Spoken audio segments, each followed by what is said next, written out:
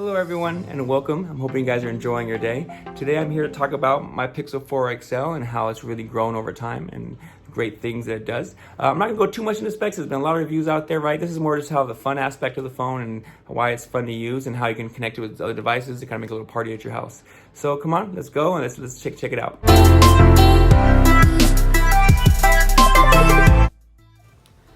I enjoy the fact that they went back to a more simple style this year.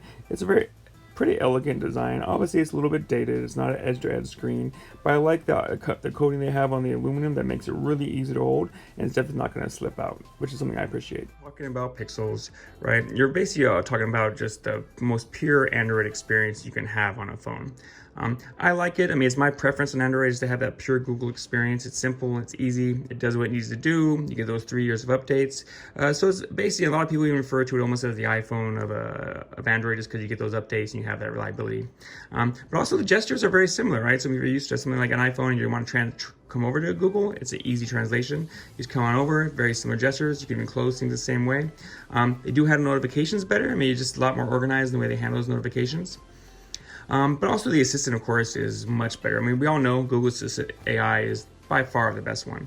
And let me show you an example of something called Continue Conversation, something that no one else can do. Okay, Google, show me tigers.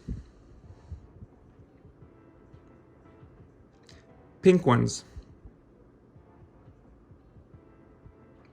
Ones in India. How about lions? So as you can see, as I keep talking and I change my topics, it just kind of keeps going with my conversation in a very simple way. And that's one of the things that's really awesome. Next up, let me show you some photos. I mean, as we all know, they have really great photos on this. I mean, when you go to the camera app, right, one thing this phone is known for is its amazing computational photography. And so here's some photos. Hope you enjoy.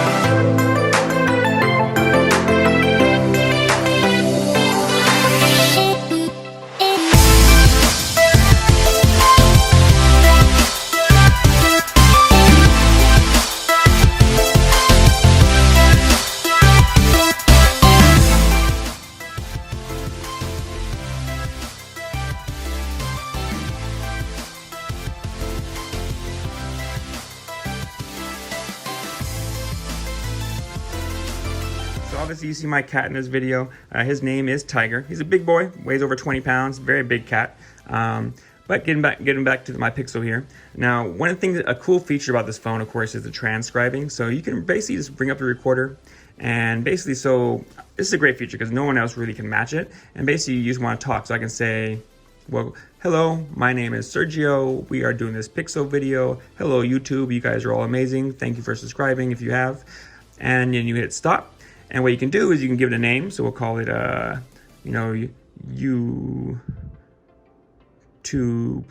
demo, right? And then you can say save. Now what I can do is I can hit play. Well, hello, my name and it'll play it back.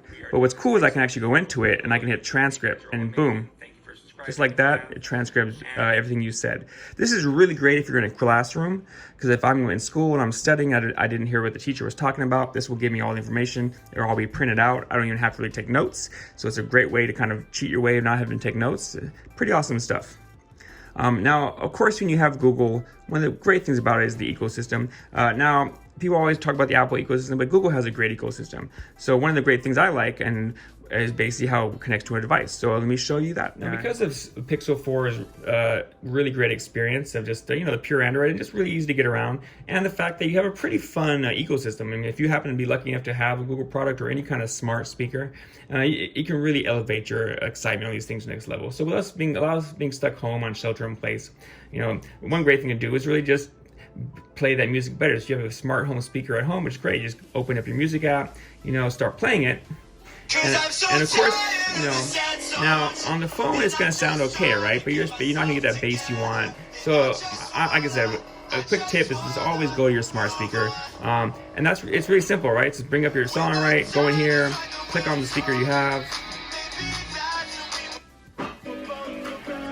and it's gonna give you that better bass, right? So I mean, obviously with my smart speaker, you can either turn it up manually or do it like that, or do it with your voice, either way. But and then your experience just obviously massively improves, right? And that's what makes your tech fun. Always try to make your tech fun. It'll make you enjoy it more. Biggest complaints when this phone was out earlier was, of course, the face unlock, how it unlocked with your eyes closed. That definitely is over. I mean, it unlocks really fast. This is by far the best face unlock I've had on the phone. I mean, you can just literally look at it and it's like, it just works. Boom, right there, right? You just saw it. And that's basically, it's a fast thing. You tap the screen, let it know you want to look at it, and boom, you're there. It works quick, it's fast, it's accurate. The other thing, of course, was fixed. Make it simple. Now, do you need the solely option on, right? Which is what they call it, which gives that sensor to read your motion. No. I mean, honestly, if you're looking more for battery life, you don't mind typing in a code, that's probably what I'd recommend. But you can just turn that off and save yourself, the battery life. It really is up to you. For me, I like fast face unlock, so I leave it on. And I like the fact that sometimes I can use solely. Like I said, solely is a little gimmicky. It only does a few things, but this will allow me. But it's something that I can use on occasion, especially when I'm cooking. And let me show you guys some examples. Solely and the motion gestures, it works pretty decently. So I mean, if you bring up things like, say, Spotify, and you start playing something, you can pretty easily change things with the wave. Or it's not 100%, but it's actually pretty reliable for the most part. I mean, it's simple, it's easy, I mean, the motions work relatively effectively, and it keeps it simple. And that's solely in a nutshell. It's a good little feature. It helps you, especially if you're doing things like cooking.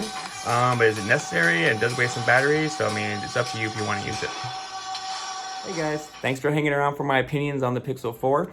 Now, if you can get this out of a deal, it's a steal, because right now you can really get it for like 500 bucks. Honestly, if you look, I've even seen it for like 450 before, so it's pretty nuts how cheap you can get this phone, and there's no reason why you wouldn't get this phone at that price. I wouldn't recommend it at the $900 price. It's just not really worth it. I mean, the battery life is good and solid, and the camera, of course, is amazing, and your day-to-day experience with this phone is amazing, and the fact that the phone kind of learns and grows with you over time and gets better with management and the way it operates and learns who you are is great. But, is it worth 900 bucks? I would say probably wait for the next Pixel, or go with something maybe more robust for the price, like the OnePlus 8 Pro or something of the latter. But until next time, guys, if you see me at the bar, let's have a drink, and I'll talk to you later.